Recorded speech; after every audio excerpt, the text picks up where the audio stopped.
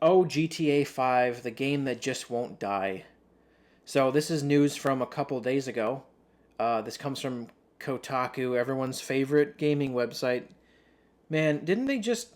I think Kotaku Australia just shut down. So I don't. I feel like they're on death's door. Yeah, they suck, but they did write about this. There's some other sources too. But GTA 5, this is something that we heard about years ago, but never in detail. GTA 5 story DLC was canceled because of, quote, cash cow, GTA Online, former dev claims.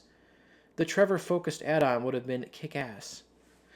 So, I mean, we assumed there would be DLC, but it is a shame that online did so well. Microtransactions basically fund that whole studio now, which is really depressing, honestly.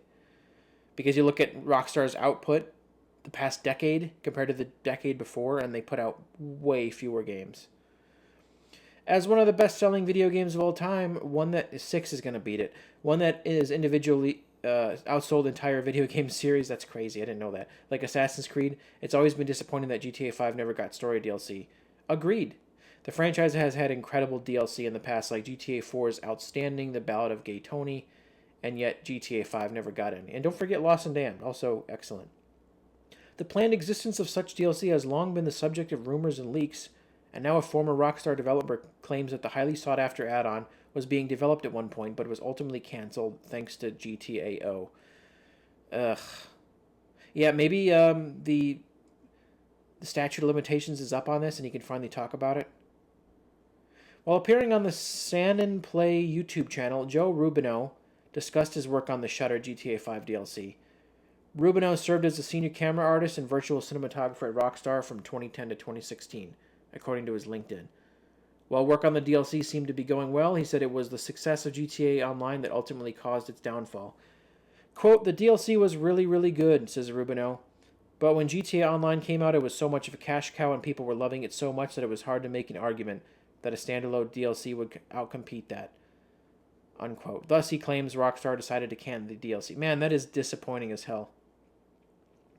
Rubino only gives a brief insight into what the DLC actually would have been about, mentioning that Trevor's actor Stephen Ogg was a, quote, very important part of it, and that the DLC was kick-ass. This is supported by Ogg himself, who just this April confirmed that he did voice and motion capture. That hurts to hear. Motion capture work on DLC for GTA 5 that would have followed Trevor going undercover. Ogg referred to that version of the character as James Bond Trevor. Man, that would have been great.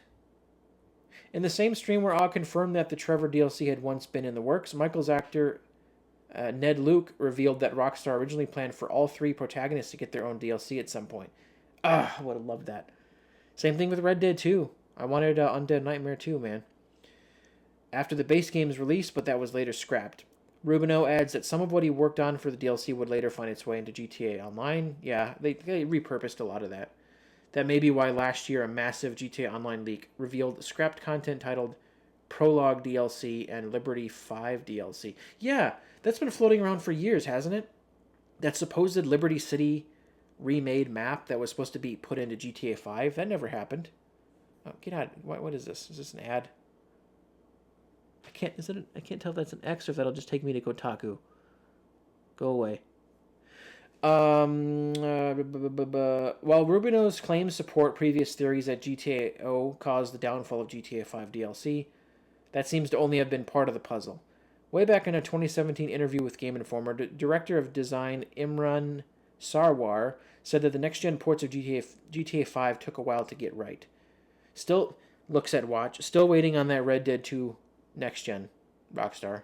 Where is it? I will buy it again. GTA Online hogged resources and Red Dead 2 development was around the corner. The combination of these three factors meant for GTA 5 we did not feel single-player expansions were either possible or necessary. Man, people would have bought that in droves, though. If it was like $30, it would have done just as well as something like Undead Nightmare did, said Sarwar. However, he did continue by saying Rockstar may do story DLC for future projects. I probably.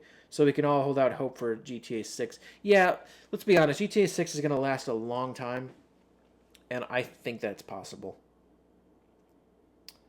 Is that it? Kotaku, you crappy website? I think that it just ends like that, and there's all this empty space. Or is that my computer?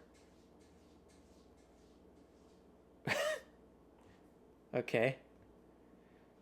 Man, another reason why Kotaku needs to go away. I think that's the end.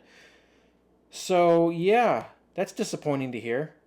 I know that there's been whispers about the DLC for literally a decade now.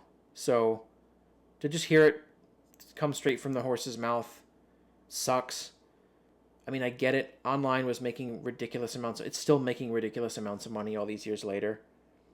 And they had a lot of irons in the fire, but still, look at the output of Rockstar the past 10 years. It's only been GTA 5 and Red Dead 2. I think that's literally it. And then if you don't count the remasters of the old games. But the decade before that, you had LA Noire, you had Midnight Club.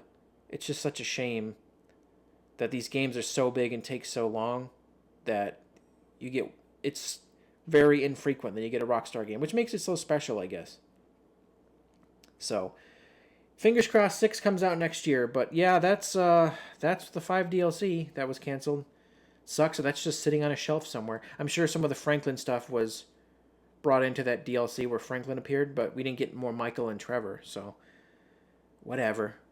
But that's all I got for this video. Like, share, subscribe if you haven't already. And I will be back soon with some new news. Peace out.